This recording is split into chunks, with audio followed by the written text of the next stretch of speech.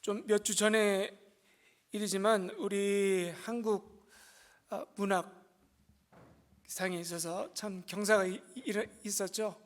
노벨 문학상을 타게 됐습니다. 이게 정말 대단한 일입니다.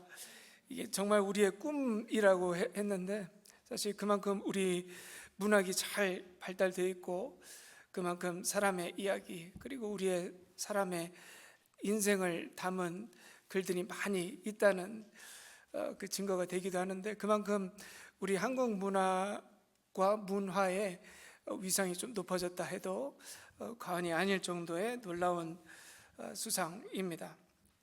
그러면서 사실 이 문학들의 대표적인 주제가 있다면 바로 이 세 가지가 아닌가 생각을 해요.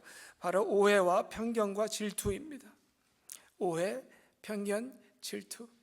사실 이 문학의 주요한 주제라고 해도 과언이 아니고요. 그리고 우리 인간에게 있어서 사실 씻기지 않는 죄의 모습이 바로 오해와 편견과 질투 이 세 가지입니다.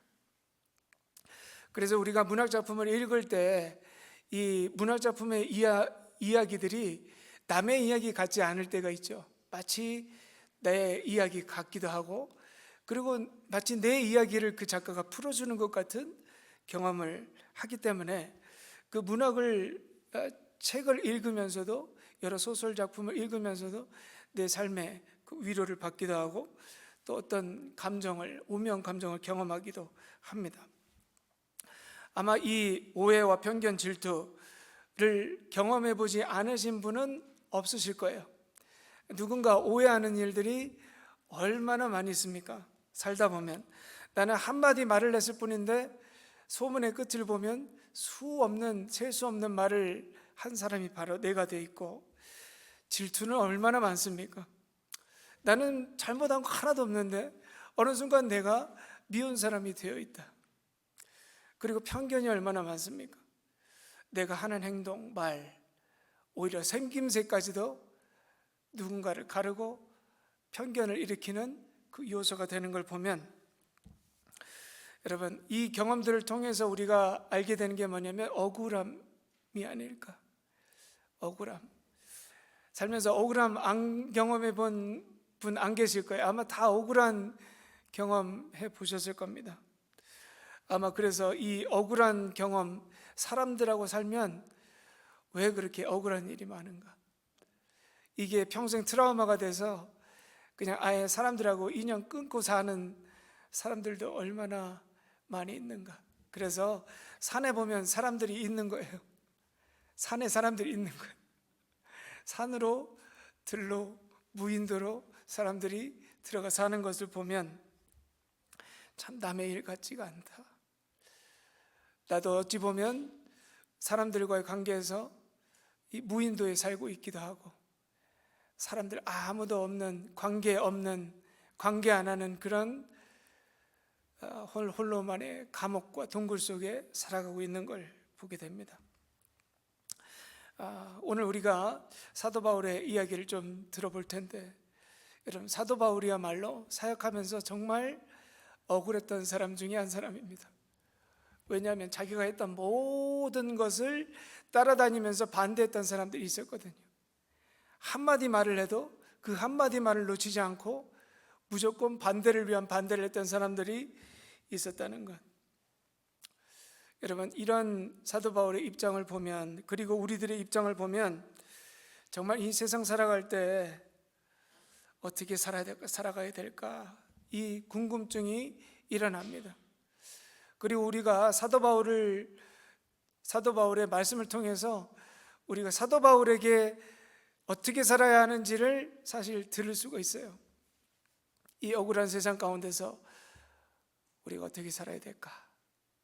사도 바울은 오늘 우리들에게 말씀으로 답을 합니다. 오늘 제목이에요.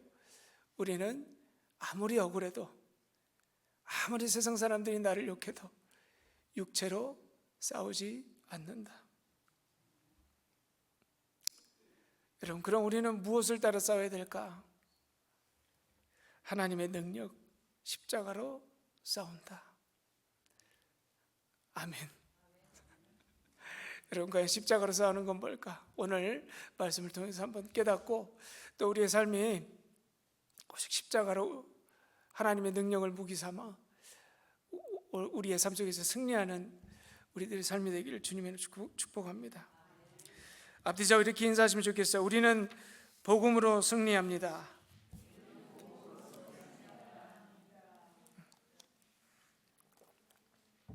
고린도후서 10장 우리가 이제 시작을 하는데요. 이제 고린도후서도 거의 막바지로 다다랐습니다.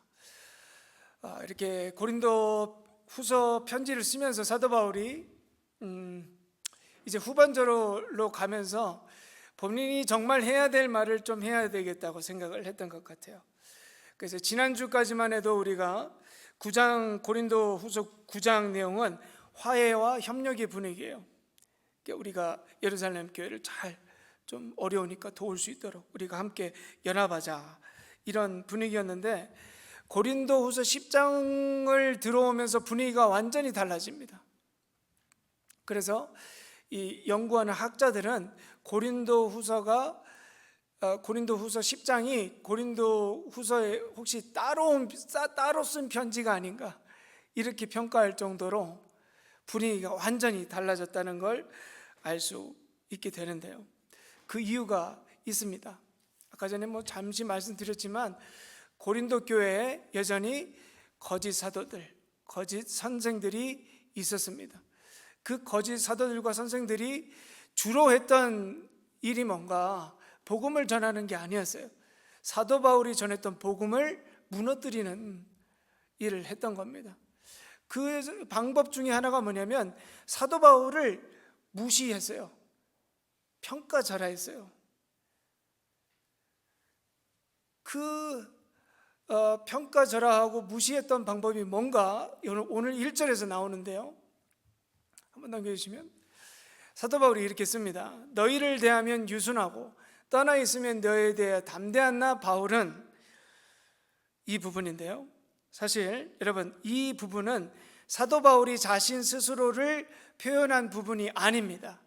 이 부분은 어떤 부분이냐면 사도 바울을 공격했던 거짓 사도들과 선생들이 사도 바울에 대해서 평가했던 부분이에요. 이 부분이. 그러니까 이렇게 얘기를 한 거죠. 만나면 유순하지만 떠나면 담대하다. 이게 뭡니까? 바울은 너희들하고 같이 있을 때는 순둥순둥 말도 잘 못하더니 왜 너희들을 떠나서 편지 쓸 때는 왜 이렇게 너희들에게 책망을 하고 못살게 구느냐, 이거예요. 그리고 10절에 보시면 거짓 교사들이 사도 바울을 이렇게 평가했습니다. 그들의 말이, 거짓 사도들의 평가가 뭐냐면 그의 편지들은 무게가 있고 힘이 있으나 그가 몸으로 대할 때는, 직접 만났을 때는 약하고 말도 시원하지 않다, 이렇게 얘기하는 거예요. 사도 바울이 글은 잘 쓰는데 말은 잘 못하네. 그래서 이 구절을 딱 보면서 사도 바울이 언변이 좋지 않았다라고 평가하는 분들도 계십니다. 그런데 절대 그렇지 않아요. 여러분, 사도 바울은 언변이 안 좋았던 게 아닙니다. 사도 바울은 굳이 언변 좋게 말을 하지 않았던 것 뿐이에요. 여러분, 사도 바울 잘 아시잖아요. 사도 바울이 어떤 사람인지 잘 아시죠? 그 당시 최고의 학식과 문명과 모든 것들을 섭렵했던 사람, 그 사람이 말을 시원찮게 했다고요? 그래서 말을 잘 못했다? 그렇게 평가할 수 없는 겁니다. 그 이유가 있었어요. 그 이유를 한번 살펴보자면 사도 바울이 고린도에 오기 전에 아테네 선교를 했습니다. 아테네 선교를 하면서 실패 아닌 실패를 경험을 했어요. 한마디로 절망을 경험합니다. 그게 뭐냐면 자신의 모든 지식과 경험으로 선교를 하려고 했던 거예요. 그런데 그 아테네에서 오히려 역효과가 일어납니다. 오히려 그 말빨 좋은 사람들 사이에서 말빨로 복음을 전하려고 하는 게 오히려 더 복음을 전하지 못하게 했다는 거예요. 사도 바울이 그 전까지는 이 방법이 통했었어요. 어디 가나 말로 복음을 전하고 어떤 지식과 지혜로 복음을 전할 때 사람들이 믿었던 거예요. 그런데 아데네, 그 똑똑한 사람들, 철학의 모든 문명의 중심지, 거기 사람들 얼마나 말 잘합니까? 근데 말발로 복음 전을 했다는 게 완전히 틀렸다고 하는 것을 경험을 한 거예요. 한마디로 자신의 방법이 틀린 게 아닌가. 복음의 능력이 오직 십자가 복음으로 전해져야 하는데 육체를 따라 전하려고 했다는 것이 오히려 실패하겠구나 라고 하는 실패를 경험을 한 거예요. 그러면서 시작했던 것이 무엇일까? 바로 자기 자신에 대한 의심이에요. 본인 스스로를 의심하는 거예요. 이전까지는 자신이 세상에서 제일 똑똑한 줄로만 알았어요. 자기가 하나님을 제일 잘 믿는다고 생각했어요. 자신의 지식과 지혜로 복음을 전하면 그게 최고의 방법이라고 생각했는데 아닐 수도 있구나. 자신 스스로를 냉철하게 판단하는 시간을 갖게 됐습니다. 그러면서 그 똑똑했던 바울이 했던 스스로의 작심이 있는데 그 작심이 뭐냐면 바로 고린도전서 2장 1절에서 2절 말씀입니다. 형제들아, 내가 너희에게 나아가 하나님의 증거를 전할 때 말과 지혜에 아름다운 것으로 아니하였나니 내가 너희 중에서 예수 그리스도와 그가 십자가에 못 박히신 것 외에는 아무것도 알지 아니하기로 작정하였습니다. 아멘. 여러분, 작정이 뭐예요? 작정? 마음 먹는 거예요. 오직 예수와 십자가만 전하기로 마음 먹었어요. 그러니까 이걸 어떻게 작정했는가? 나는 매일 아침 죽었노라. 이 작정으로 오직 예수와 십자가 복음만 전하기로 생각했다는 거예요. 여러분, 한번 생각을 해보시면 할 수 있는데 안 하는 게 힘든가요? 아니면 내가 못해서 못하는 게 힘든가요? 다시 한번 얘기해 드려요. 할 수 있는데 내가 참는 게 힘들어요? 아니면 내가 못해서 못하는 게 힘들어요? 그렇죠. 못해서 못하는 건 힘든 게 아니죠. 그냥 절망만 있을 뿐이에요. 근데 할 수 있어도 안 하는 게 정말 힘들잖아요. 여러분, 내가 말을 할 수 있는 상황인데 내가 말을 참아요. 그게 얼마나 힘듭니까? 사도 바울이 이렇게 살았다는 거예요. 어디서? 고린도 교회에서. 막 답답하고 속이 터져요. 그런데 말을 안 해. 그걸로 전하기지 않기로 했으니까 오직 예수와 십자가 복음만 전하는 걸로 마음 먹은 거예요. 그런데 이 모습을 거짓 사도들도 거짓 선생들도 봤던 거죠. 그리고 오해를 했던 거예요. 사도 바울 좀 말도 못하고 내가 말하면 더 잘할 수 있겠다. 여러분, 사람 무시하는 게 얼마나 무섭습니까? 여러분, 우리 안에 누구 무시하는 마음이 있을 때 제일 첫 번째 드러나는 게 뭘까요? 그 사람의 눈을 못 마주쳐.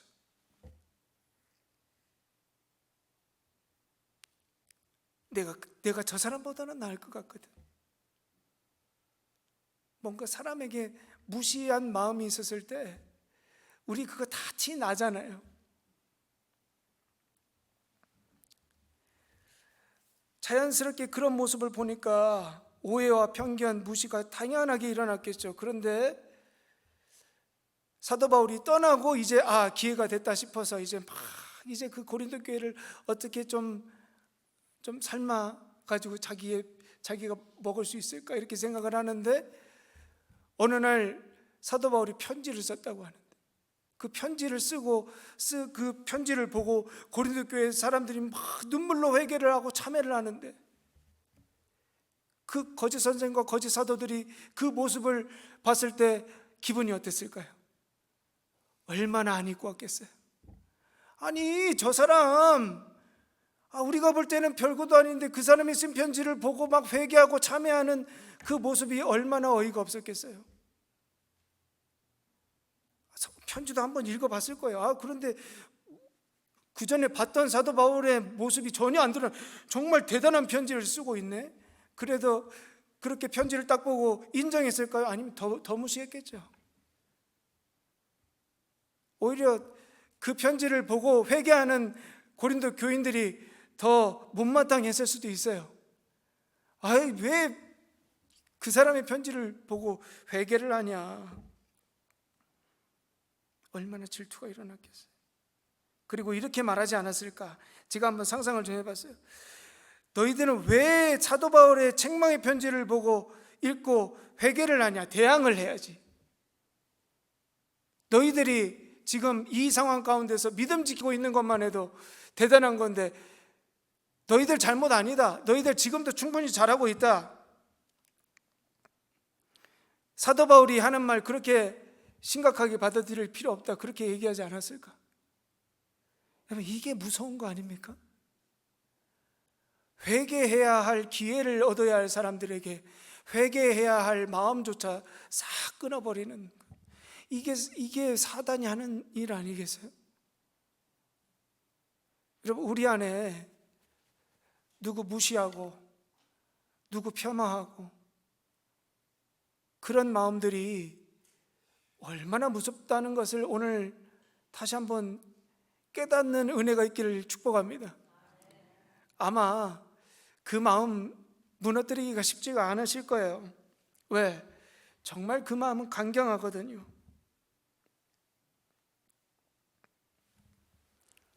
그런데 더 큰 문제가 뭐냐면 이 거짓 사도들과 교사들이 문제라기보다 더 큰 문제는 뭐냐면 고린도 교인들이 그런 말에 넘어갔다는 거예요. 고린도 교인들은 넘어가지 말아야 되는데 너무 쉽게 넘어가는 거예요. 그 이유가 7절에서 나옵니다. 사도 바울이 한마디로 얘기해요. 너희는 외모만 보는 거다. 너희는 외모만 봐. 여러분, 이 말에 우리가 얼마나 찔립니까? 사실 우리도 그렇잖아요. 보이는 것 때문에 얼마나 마음이 빼앗기는가.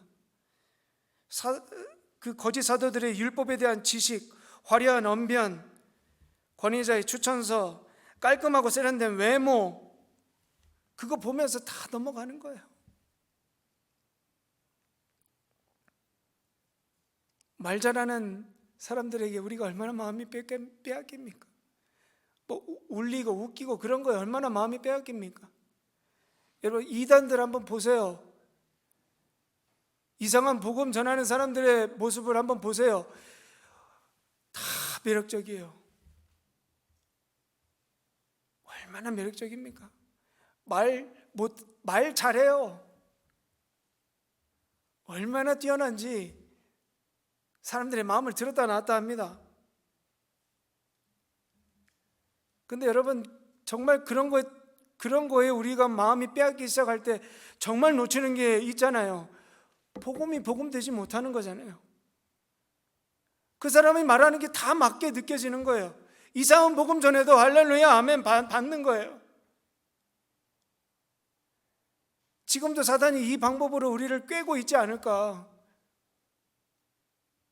우리 역시도 그런 상황 가운데 허망하게 넘어가고 있는 모습, 우리는 아니라고 과연 말할 수 있을까?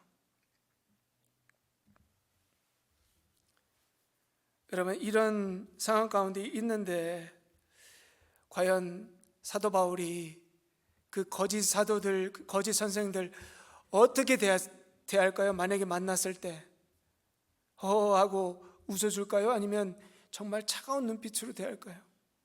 차가운 눈빛으로 대하겠죠. 그래서 2절에서 사도 바울이 고린도 교인들에게 부탁합니다. 어떻게 부탁하냐면 나로 하여금 이 담대한 태도로 너희를 대하지 않게 하기를 구하노라. 만약에 내가 너희들에게 갔을 때 내가 너희들을 만날 건데 지금 내가 거짓 사도들에게 대하는 것처럼 강경하게 차갑게 너희들을 대하지 않도록 좀 해달라. 여러분, 이 말이 어떻게 들리세요? 저는 협박 같은 부탁으로 들리더라고요. 부탁 같은 협박으로도 들리고, 이건 한마디로 내가 갔을 때 니들 좀 내가 너희들에게 그렇게 대하지 않도록 좀 미리 잘해라. 한마디로 그들의 영향력에서 빨리 벗어나라는 거예요. 그들의 이야기에 빨리 귀 닫아라 이거예요. 세상적 자랑과 화려하면서 깨어나라는 거예요. 근데 저는 이런 생각을 해봐요. 왜 사도 바울은 이렇게 협박 같은 부탁 같은 협박을 했을까? 여러분, 이 심정을 좀 헤아려 보시지 않겠어요? 저는 이런 심정이 좀 보이더라고요. 그래도 사도 바울이 포기하지 않는 거예요. 그래도. 왜? 사도 바울이 전한 복음을 믿었어요. 복음에 대한 확신이 있었어요. 왜? 그들이 전하는 복음이 아니라 사도 바울이 전하는 십자가와 예수 부활의 복음이 진짜다. 이 복음을 믿고 다시 한번 권면하는 거예요. 돌아와라. 넘어가지 마라. 여러분, 이게 사랑이잖아요. 여러분, 다시 한번, 이게 사랑 아닙니까? 여러분, 자식들 그리고 사랑하는 사람들, 가족들에게는 다시 한번, 끝까지 다시 한번 하잖아요. 근데 왜 우리는 우리 주변의 이웃들과 형제들에게 왜 3번만 딱 기회 주냐 말이에요.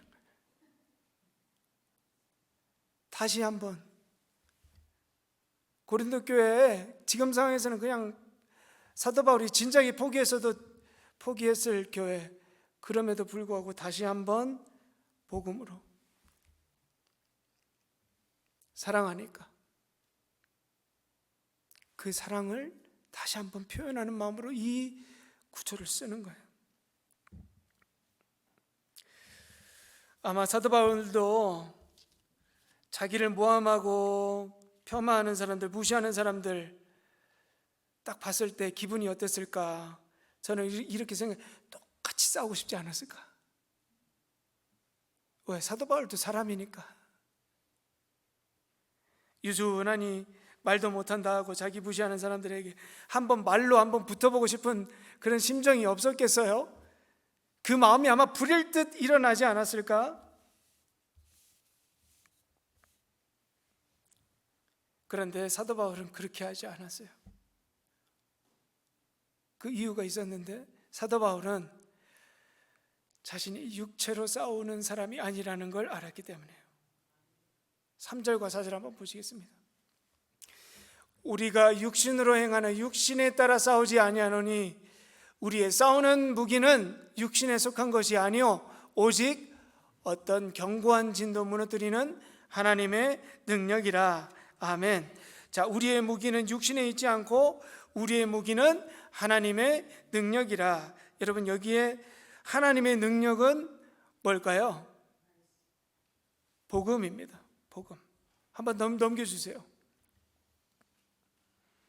복음이 우리의 무기라는 거예요. 주 예수 그리스도의 십자가와 부활의 복음이 이게 사도 바울에게 있는 유일한 무기라는 것을 사도 바울이 고백하고 있습니다. 자, 그러면 여러분, 이 무기는 어디에다 쓰는 무기입니까? 여러분, 이 무기는 여러분에게 무기가 있다고 쳐요. 그러면 이 무기는 누구한테 쓰는 거예요? 어떻게 쓸까요? 이 무기를 어떻게 쓸까요? 그냥 딱 생각하면 옆에 있는 사람들 아니에요? 예? 나를 대적해서 싸우는 사람들에게 무기를 써야 될 것 같죠? 그런데 사도 바울은 이 무기를 어디에다 쓰라고 할까요? 네, 자기 자신에게 쓰는 거예요. 남에게 쓰는 거 아니에요. 누구에게 쓴다? 자기 자신에게 써요. 왜냐하면 복음은 어디에서 가장 먼저 역사해야 되는지 알았기 때문에. 복음은 어디에서 가장 먼저 역사해야 합니까? 잘하시네요. 맞아요. 복음은 내 안에서 가장 먼저 역사해야 돼요. 자기 자신이 하나님의 능력에, 하나님의 말씀에, 하나님의 복음에 자신이 가장 먼저 컨트롤 되어줘야 한다는 것을 알았어요. 왜냐? 사도 바울 안에 여전히 그들처럼 싸우고 싶어하는 욕망이 있다는 것을 알았기 때문에. 여러분, 복음이라는 무기가 우리에게 하는 가장 먼저 역사하는 방법이 뭐냐면, 한번 넘겨주세요. 의심하는 거예요. 의심하는 것. 우리는 이 의심이라는 것을 너무 부정적으로 생각해요. 나는 나를 의심하면 안 돼. 내 믿음은 의심하면 안 돼. 물론 하나님에 대한 믿음, 의심하면 안 되죠. 그런데 여러분, 이 의심이 정말 중요해요. 왜냐하면 우리는 이 의심의 과정을 통해서 진정한 믿음으로 들어갈 수 있거든요. 여러분, 가장 먼저 여러분을 의심하십니까? 우리의 문제가 뭐냐면 나를 의심하지 않아요. 나를 의심하지 않아. 내 생각과 내 정욕과 내 욕심과 내 생각과 뜻이 하나님에 맞는지 안 맞는지 의심하지 않아요. 그냥 이거를 믿어버려요. 이게 그냥 내 마음이고 이게 하나님의 마음이라고 하고 내 생각과 정욕을 그냥 하나님께 주장한다니까요. 근데 복음은 끊임없이 여러분을 의심하게 만들어요. 그게 정말 하나님의 생각이라고 생각해? 그게 정말 하나님께서 원하시는 거라고 생각해? 이게 정말 하나님의 말씀이라고 생각해? 이게 정말 네가 순종하는 것이라고 생각해? 끊임없이 묻는데 우리는 그 의심 앞에서 그 의심을 밀어내버려요. 여러분, 복음이 오늘도 여러분들 안에서 의심하게 해요. 정말 내가 이거 하고 싶어 하는 것 하나님께서 원하시는 거 맞나? 내가 일어나는 이 생각, 내가 정의라고 생각하는 이 모든 것들이 정말 하나님께서 주시는 정의 맞는가?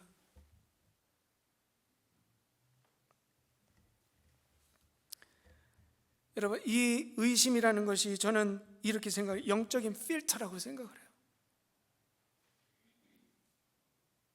여러분, 물을 마실 때 필터 걸린 물 드시고 싶으세요? 아니면 필터 안 걸은 물 드시고 싶으세요? 당연히 필터를 걸린 물 드실 거예요. 근데 왜 여러분의 생각과 여러분의 이 세상 가운데 있는 모든 정보들은 왜 이 필터를 거치지 않냐 이 말이에요. 심지어 이 필터조차도 이제 오래돼서 갈아야 하는데 이 필터조차도 갈 생각을 안 해. 왜 우리는 내가 다 맞다고 생각하고 내가 다 옳다 생각하고 이 생각이 10년, 20년, 30년 곧아져서 지금도 살아가고 있는 거. 지금도 그게 믿음이라고 믿고 살아가고 있는 거. 변화한 시대에 휴대폰 따라갈 업그레이드 할 생각을 하는데 왜 내 영적인 이 감각은 왜 30년 전 왜 그때 필터로 살아가려고 하는가?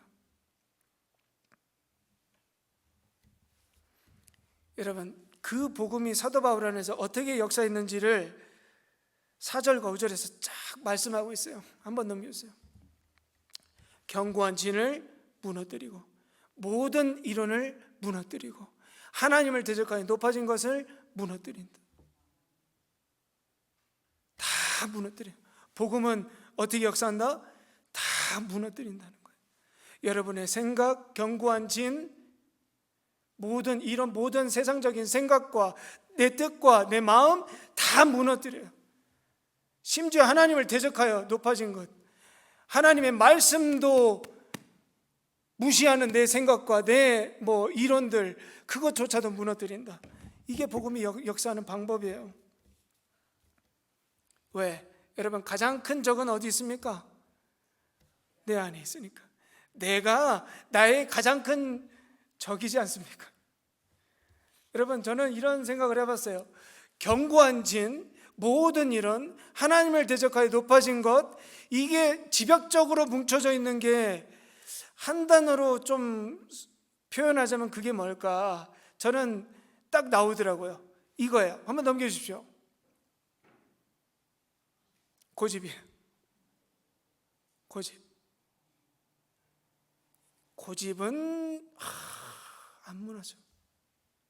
내 생각과 뭐 이런 게 다 섞여가지고, 심지어 이 고집이 하나님도 대항해요.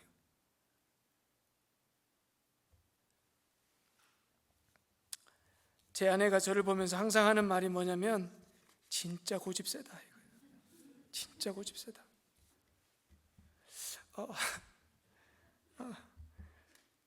그러면서 인터넷에 보니까 고집 센 성이 있다고 하더라고요.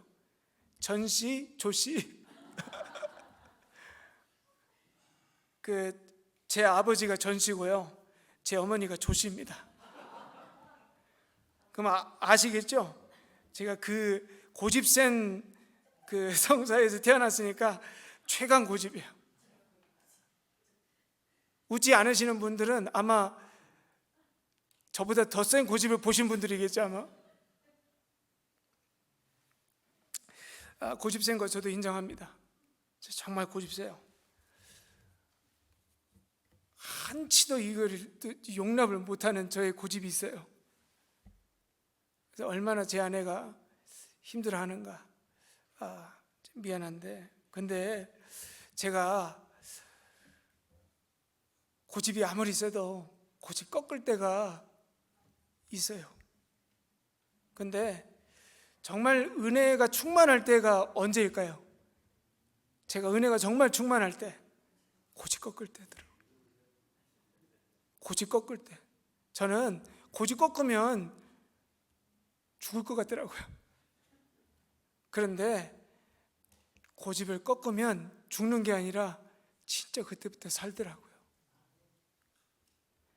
그러면서 알게 됐어요. 하나님께서 은혜를 안 주시는 게 아니구나. 내 고집이 하나님의 은혜를 막는구나. 그래서 저의 가장 큰 인생의 싸움은 고집을 꺾는 거라고 해도 과언이 아니에요. 아마 고집에 대한 이야기는 아마 다들 할 말씀 많으실 거예요. 그런데 우리가 이런 기도 자주 하죠. 하나님, 저의 악한 고집을 꺾어주세요. 그죠? 근데 여러분, 고집은 누가 꺾는 거예요? 하나님도 못 꺾어요. 고집은 진짜 하나님도 못 꺾어. 저는 하나님의 약하심과 능력 없음을 말하는 게 아니라 그만큼 우리가 악하다는 거예요. 하나님도 못 꺾으실 정도의 강함이 우리들에게 고집에는 있다는 거예요.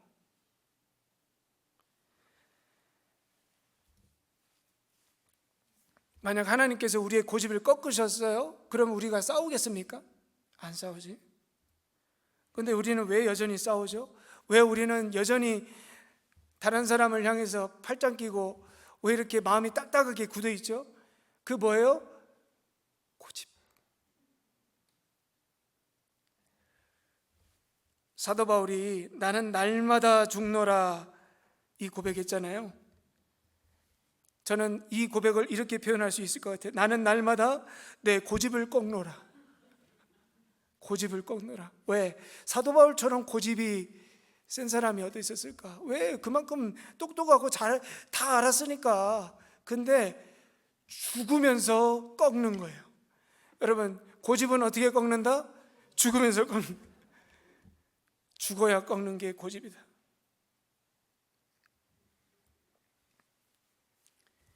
여러분, 왜 사도 바울은 이렇게 죽으면서까지 고집을 꺾었을까?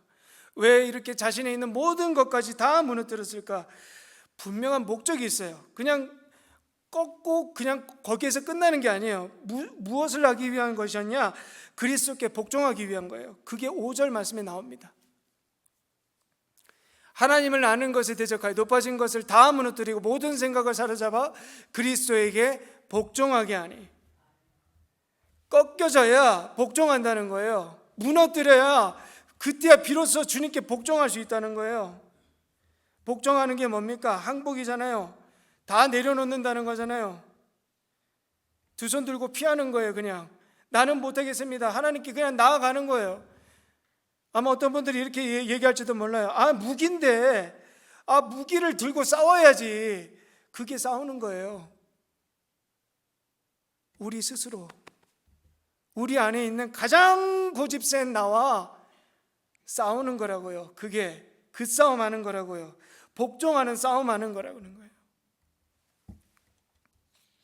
우리가 복종할 때 비로소 알게 되는 것이 있는데 그것이 바로 하나님께서 상과 벌을 준비하신다는 거예요. 6절 말씀이에요.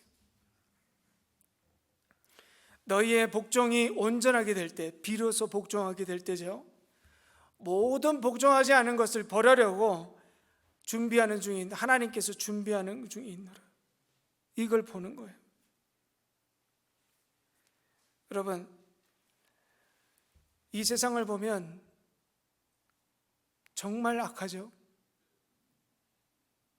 그런데 여러분이 이 세상을 바꿔보겠다고 세상과 싸울 때 어떻게 될까요? 여러분도 세상과 똑같이 돼요. 하나님께서 우리에게 주시는 싸움은 너 들고 나가서 같이 싸워라가 아니라 너 오늘 내 말씀 앞에 복종해라. 여러분, 우리가 사사기를 묵상하고 있잖아요. 하나님의 역사는 누구를 통해서 일어납니까? 수많은 무리로 뭉쳐 싸가지고 싸우는 사람들을 향해 그 사람들 가운데서 일어납니까? 아니면 하나님 말씀에 오늘도 순종하는 그 한 사람을 통해서 하나님께서 역사하십니까? 한 사람. 여러분, 하나님은 한 사람이면 충분해요. 그 사람 필요도 없어요. 하나님 그 사람 없이도 하실 수도 있어요. 근데 하나님도, 그런 하나님은 오늘도 그 한 사람을 찾으세요. 그게 우리들이에요. 중요한 건 이거예요. 여러분, 오늘 하나님 말씀 앞에 복종하실 수 있습니까? 여러분, 세상을 정말 변화시키고 싶은데 여러분 정말 골방에 들어가서 하나님께 무릎 꿇고 기도할 수 있는 사람입니까? 오늘 주신 그 하나님 말씀 앞에 주여, 오늘 내가 이 말씀 앞에 복종합니다. 그렇게 할 수 있습니까?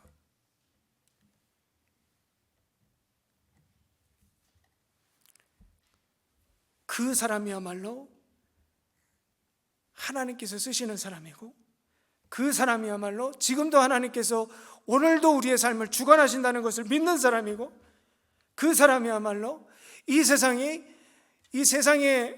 어떤 악한 영에 운행되는 게 아니라 하나님께서 이 세상을 주관하신다는 것을 진짜 삶으로 믿는 사람이라는 거예요. 그러면 알게 돼요. 하나님께서 오늘도 상과 벌을 준비하시는구나. 그러면 비로소 내 삶을 하나님께 맡길 수 있는 거예요. 말씀대로 살 수 있는 거예요. 그리고 그 삶이 바로 부활의 삶이에요. 하나님께서 이제 살아가시는 거예요. 여러분, 우리는 육체를 따라 싸우는 사람들 아닙니다. 우리는 무엇을 따라 싸우는 사람들입니까? 복음을 따라 싸우는 사람들입니다. 예수님께서 십자가에 달려 돌아가시고 그 십자가에서 나도 죽었음을 믿고, 그리고 이제 나는 죽고 예수로 사는 그 부활의 믿음으로 하나님께서 이 세상을 운행하고 계신다는 그 부활의 믿음으로 오늘도 살아가는 삶. 그래서 사도 바울에게는 모든 답이 뭐냐? 복음이었어요. 그냥 다 복음이에요. 사도 바울에게 무엇이 힘이었습니까? 복음이 힘이었어요. 사도 바울의 삶의 원리는 무엇이었습니까? 복음이에요. 사도 바울의 무기는 뭡니까? 복음이에요. 사도 바울의 미래의 소망은 뭡니까? 복음이에요. 오늘 이 복음의 은혜와 역사가 우리들에게도 동일하게 주어졌음을 믿으시고, 여러분, 육체를 따라서가 아니라 복음을 따라 승리하시는 저 여러분 되시기를 주님의 이름으로 축복합니다. 기도하시겠습니다.